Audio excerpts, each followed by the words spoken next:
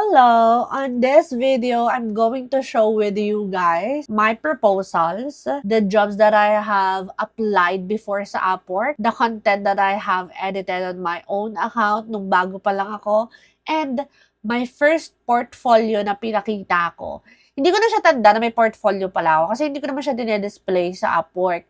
Pero, nakita ko kasi siya sa Canva ko na may portfolio pala ako kasi sinend ko siya sa client na naghanap sa akin ng portfolio before. Kaya, ipapakita ko siya sa inyo and we will react to those content, proposals, and portfolios that I have created before nung bago pa lang ako. And bibigyan ko din kayo ng tip when it comes to proposals. So, okay, so this is the first job as a social media manager. Nakuha ko siya sa Upwork, and this is my proposal. And just giving you guys some background on this proposal, kinopy and paste ko lang to sa nakita kong video sa TikTok. So meaning, itong proposal na to, hi, I am Shara, who specializes in organic social media management by creating. Simula dyan, hanggang dun sa sincerely, Shara Obligar, is kinopy-paste ko lang yan. Pero tong I work quality, not quantity, ako ang gumawa niyan.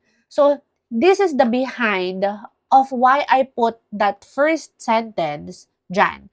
Because I figured out after applying a lots of proposals or a lots of jobs sa Upwork, I figured out na unang sentence pala ng proposal ang nakikita nila. So, ako, para maklik nila yung proposal ko, mabasa nila yung cover letter ko, is naglagay ako ng katulad niya, I work quality, not quantity, na parang clickbait for them to click my cover letter and read everything at mag-reply sila sa akin. Kasi that's really the goal kay Upwork, na kailangan mapareply mo yung client na pinasahan mo ng proposal. Kasi kung hindi mo sila mapapareply, hindi mo sila masi-sales talk, hindi mo sila makukulit.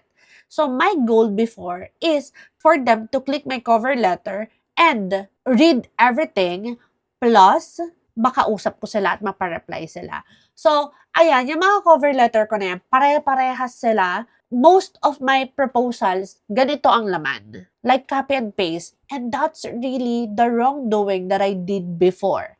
Na nagka-copy and paste ako ng proposal. Kaya wag nyo yun gagawin sa Upwork. Kasi mali siya. Maling-mali siya. And my second job is engagement lang to. And this is the job post. Ayan. So, the job post is engage with local accounts on Instagram. So, reason why nag-apply ako dito because dun sa una kong job as a social media manager, I am doing engagement. So, after 2 weeks, nag-apply na agad ako dito sa engage with local accounts on Instagram. So, parang nagkakaroon ako ng knowledge how engagement works. Kaya nung nakita ko tong job post na to, posted May 19, 2023, looking for someone to engage with local social media, likes and comments and engagement for a few hours a week. So, parang isip-isip ko before, kaya ko to kasi ilang oras lang naman per week kahit may full SMM akong client, which is my first client. Kaya nag-apply ako. And this is my cover letter. So, kung makikita nyo, meron na namang I work quality, not quantity. Pero, iniba ko na siya. Hi there, I am organic social media manager in Instagram, diba? Ganun ako kabobo sa English. In Instagram and engaging with local social media accounts is pretty simple job to do. I can build a community within your account. I usually work outside working hours and give that as a bonus to my clients since I love what I do. I can start as soon as possible and you can reach me out anytime. Hope to work with you and help your account bring more engagement. Regards, Shara. So, kung makikita nyo, same yung I work quality, not quantity. Kasi nga, yun yung akala ko clickbait siya, which is really working. Then, nagkakaroon na ako ng mga terms na I can build community within your account. Kasi yun yung natututunan ko dun sa first client ko. Kaya parang ang reply ng second client na to is what building community with my account does mean. Sabi niya ganon. So, nag-reply siya. And doon ko in-explain na I can help your account increase engagement because I am also engaging with the community with the same industry like yours. Something like that. So, doon na kami nag-usap. Doon ko na siya na sales talk, doon ko na siya na negotiate. And yun, $12 per hour ang aking rate dito sa client na to. And honestly, this my second client is still my client right now. Hindi na ako $12 per hour sa kanya. Ginawa ko na siyang project-based. Dinegotiate ko siya noong 2024, mga early 2024. Nag-negotiate ako sa kanya na wag na per hour kasi may experience na ako, ganito, ganyan. At hindi na ako nag-engage sa kanya. What I'm doing for him is creating content, editing, at saka yung mga other things, flyers, yung mga ganon, basta mga social media posts na siya. And guess what? This second client, hindi kami nag-discovery call. Like literal, hindi ko pa siya nakikita sa call. Since 2023, ano na ngayon, 2026 na, hindi kami nagko-call, hindi kami nagmi-meeting, wala, hindi ko talaga siya nakikita. Like, as in, pati nung hinire niya ako, hindi kami nag-discovery call. True chats lang kami. Diba ang weird? Lalaki siya. Nonchalant siya. And the next is, after me doing the social media management, medyo nananawa na ako dun sa social media. Kaya I tried applying sa editing. So, naging video editor na ako kasi a lot of things that I have been doing na sa social media management, so parang nananawa na din talaga ako. Kaya, this is the jobs that I have applied sa Upwork.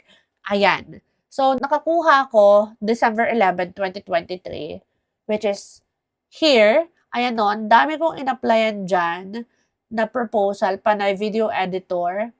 And actually, lahat talaga, in-applyan ko. As long as kaya ko yung mga jobs, kahit hindi ko siya forte, as long as kaya ko siyang gawin, ina-applyan ko siya. Ganun talaga kakapal yung mukha, di ba? So, this is the job post of the video editing na hinar ako. Creative video editor for Instagram Reels in health and wellness niche. So, it happens na yung second client ko kasi health and wellness industry siya. So, ako din yung nag-edit ng content niya. Ako yung nag-video edit. So, parang mga pop-up. Yung mga nauuso dati yung sa mga si Alex Hormozy, mga ganon, yung mga editing style. I don't know it now kasi hindi ko na siya ginagawa. Pero yung mga Hormozy style, ginagawa ko siya doon sa health and wellness client na yon. Then, sabi ko, okay, nag-enjoy ako dito sa video editor kasi mabilis yung income. Once na na-edit mo na yung video, babayaran ka na. Or, magbabayad sila, tapos mag-edit ka. Mga ganun, sobrang bilis ng income sa video editing. And, nag-enjoy ako sa video editing, kaya I offer video editing for most of my clients up until now. And yan, basahin nyo na lang kasi sobrang haba niyan. Tapos, this is my proposal. Sobrang ikli. So, dito sa proposal na to, gumamit na naman ako sa cover letter ko ng keyword. Kaya may vitality dyan kasi sinabi ni client dun sa proposal niya, ito yung pinaka-importante na huwag nyo kakalimutan. Kung makikita nyo, dito sa job post na to, may nakalagay na please include the word vitality at the beginning of your application. May mga ganan para ma-assure nila na binabasa mo talaga yung job post. Kasi most of the freelancer right now, kapag nag apply sila, is copy-paste talaga yung cover letter. Kaya ako, sa cover letter ko, vitality, naka-caps lock pa. Tapos yung clickbait ko. Ngayon, iniba ko naman siya. Ginawa ko, don't look further. Diba? I've been editing videos or Instagram reel for health and wellness client and can the same edit, diba? Mali pa yung grammar. Can do the same edit dapat yan. Can do the same edit, same with what the link you provided. Kasi may pinrovide siyang link. Here's my portfolio. Pinakitaan ko siya ng portfolio, which is, yung portfolio na yun, it is like a Google Drive where all of the video edits that I have created for my second client, nilagay ko lang siya doon. Yun yung pinakita ko. I can start as early as now, waiting for your message. So, reason why, kung mapapansin nyo, sa mga cover letters ko, may nakalagay na I can start as early as now, waiting for your message. Binibigyan ko siya ng urgency. To the point na, mag-reply ka dito, mag-start na ako. Something like that. And it really works talaga. Kaya, that's also an advice for you, gawin nyo siya sa cover letter nyo. Ganun lang siya kaliit. And, guess what? Client ko pa din tong client na to, na video editor. So, Last December 2025, nagpa-edit siya sa akin ng flyers and yun lang. Pero hindi na ako nag-edit ng video sa kanya. Pero mga project based lang. It is also good to have this client na nagbibigay ng project based kasi they know that I am still existing, that they know na I can still help them. Ayun. So, this is also another video editing client kasi nga I enjoy the video editing. This is the job post. September 26, 2023. Looking for someone who is creative and independent and fantastic at editing videos to get social media interaction.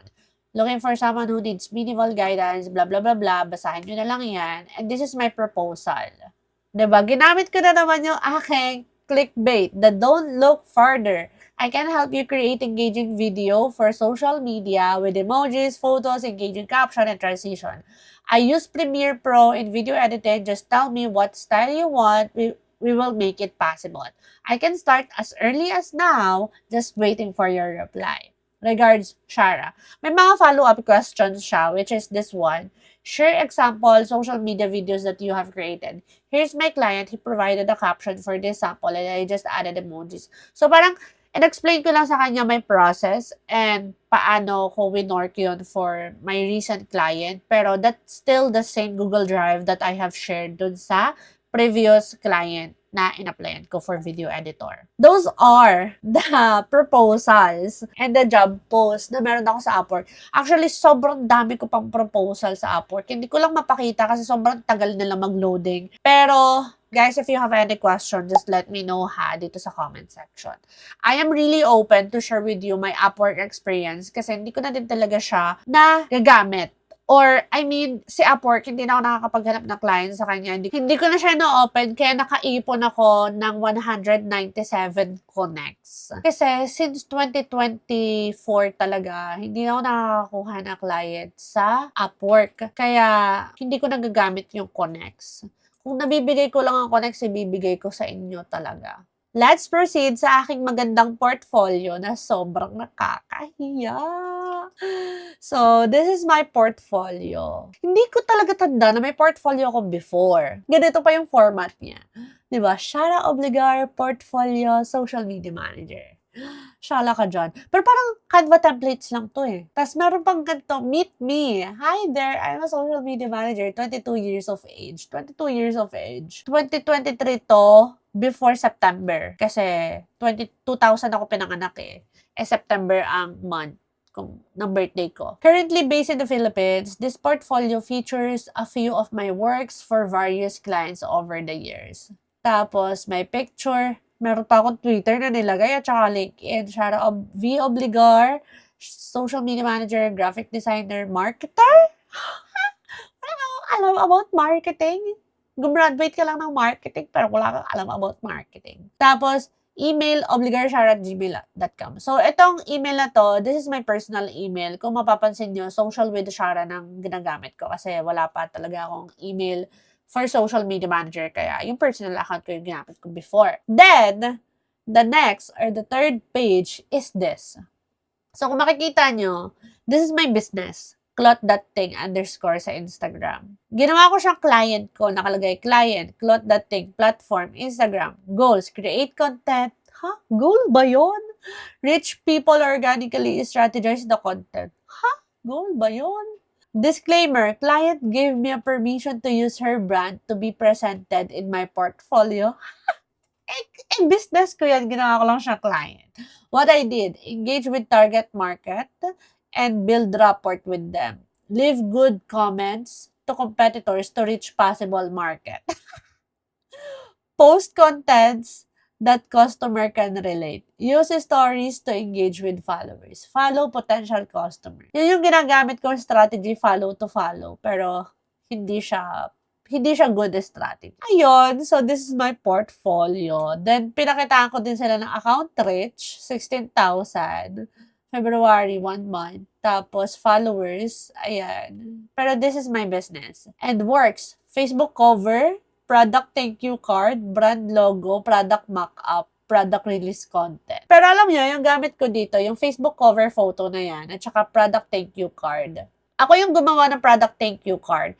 Pero yung Facebook cover photo, itong white na may cloth dating na malaki na madami. Ito ay gawa ng graphic designer ko sa Clothing kasi may sarili akong graphic designer na gumagawa din ng damit namin, ng design ng damit. So, yan. Ang ginawa ko lang dyan is the thank you card. Itong post na to, na may model, at saka etong isang nasa baba na picture na cloth dating tapos yung flat lay ng damit is yung graphic designer. Alam niyo ba, gandang-ganda na ako dito before. Pero now that I am seeing this right now, parang ang basic-basic niya lang. And then, ang bobo ko dito sa part na to. Di ba nilagay ko siya na client? Tapos nakalagay, client gave me a permission, may disclaimer pa. Pero dito sa 4th page, or dito pala sa pang-5 page, nandito yung mukha ko. So yan, pinapakita ko yung views na umabot ng 8,000, 16,000, 5,000, 11,000, 6,000.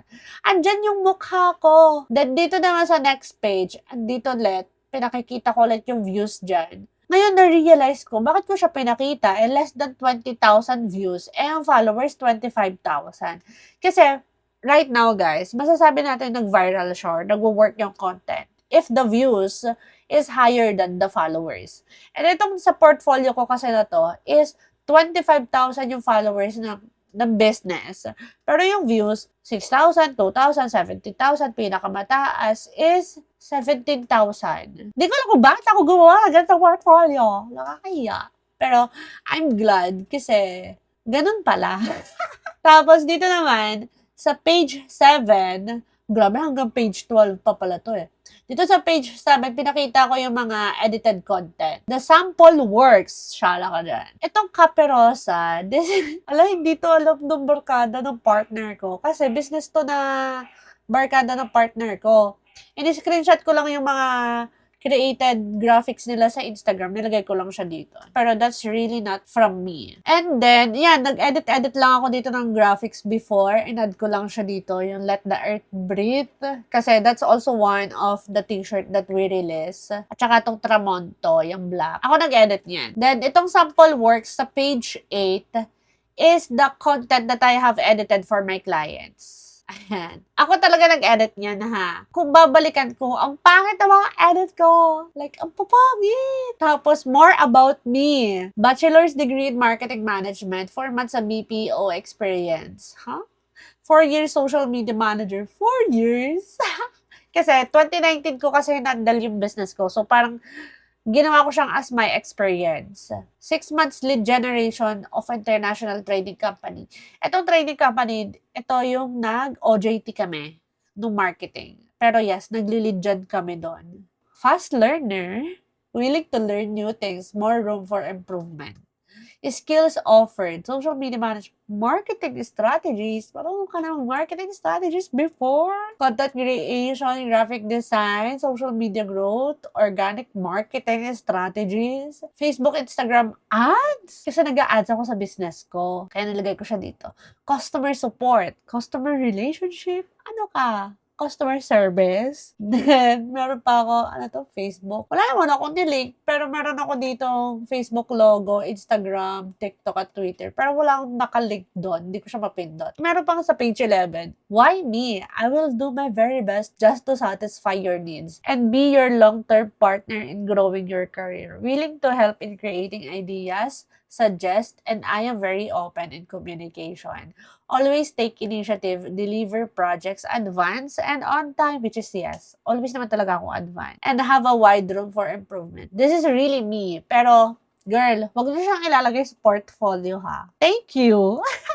So, that's my portfolio before. And, I am so proud kasi I have that portfolio na nababalik-balikan ko ngayon. So, I can see the difference of me before and me right now. And now, let's proceed sa mga content I created for my account. First, wow, how I create content as social media manager. Content as social media manager. First, I edit their provided videos to post in Reel and do some edits as well on their graphics that resonate. Nagvo-voice over ang peg. Nagvo-voice over pero mas malakas pa yung audio. I am proud for this content kasi I really show up. Pero alam niyo ba, yung yung unang video, nasa kusina ako doon sa Greece. Kasi yun lang yung magandang background. Kusina siya, tapos etong laptop na gamit ko, this is the laptop of my partner na pinadala sa Greece, from Philippines to Greece, para lang mahiram ko siya kasi nga wala kami pambili ng laptop. Yon. And then, at least, di ba, sinushow ko yung process. Perfect. Pero ang pangit ang edit ko dyan. The next is before and after. Kasi 'di ba dati, uso yung mga 3 seconds reel. So ito yung ginawa ko siya. Pero right now, wag nyo na siyang gagawin, guys. It's not advisable and recommended na mag-create kayo ng ganito. And the third content is the client testimonial. Ito yung pinakamaling-mali kong ginawa talaga sa account ko sa Instagram. Is I created a graphic na client testimonial, tapos tinype ko lang siya, and that's it. Hindi siya screenshot. Pero nag-provide naman ako ng screenshot sa second page. Pero, guys, if you are posting testimonials, please, huwag kayong magta-type, huwag kayong mag-create ng graphics. Make sure na screenshot siya. Para legit. Kasi I can definitely create a client testimonial like that, even though wala naman talagang testimonial. Pero, yes, nilagay ko siya dito, screenshot sa second page, pero it should be on the first page para mas maganda. Grabe. Ganito pa naman ginagawa ko before.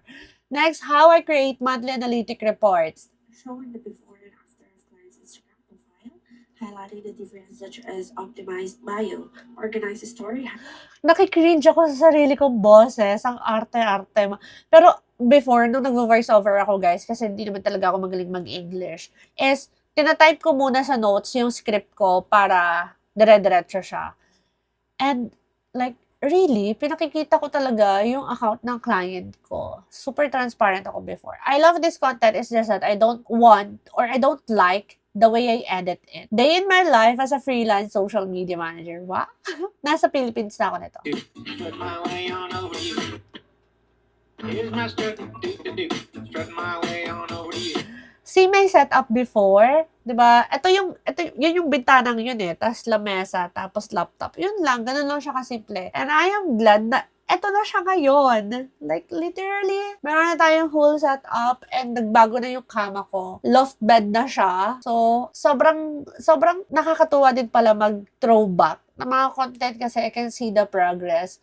Pero I love this content. Sobrang bilis niya lang. Hindi siya nag-work well. Pinost ko siya September 2023. Kailan ako nag-start? May 2023. Nag-show up agad ako, di ba? September 23, 2023. Ang kakapal na ng mukha ako. Nag-voice over na ako dyan. Next is... This roller coaster, maybe it keeps me high. Maybe read caption. Kasi before, uso yung mga, 'di ba, parang may hook ka, tapos read caption. Pero ngayon, hindi na siya uso, guys. Huwag nyo na din siyang gagawin yung may text on screen na read caption. Kasi that will definitely scroll fast from the audience. Hindi na nila yun gagawin. And actually, even before, ang gaganda na ng content na nakikreate ko kasi I am showing the process. I am showing the trust and authority that I can really help clients kasi the result.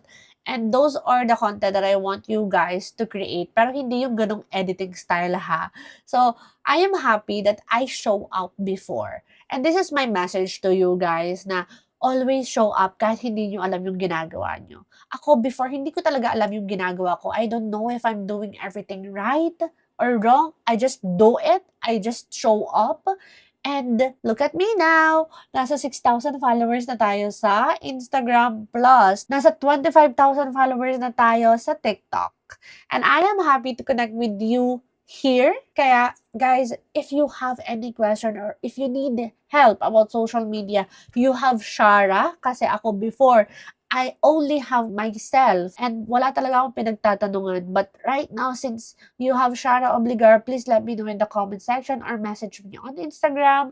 And I am so happy to help you guys grow.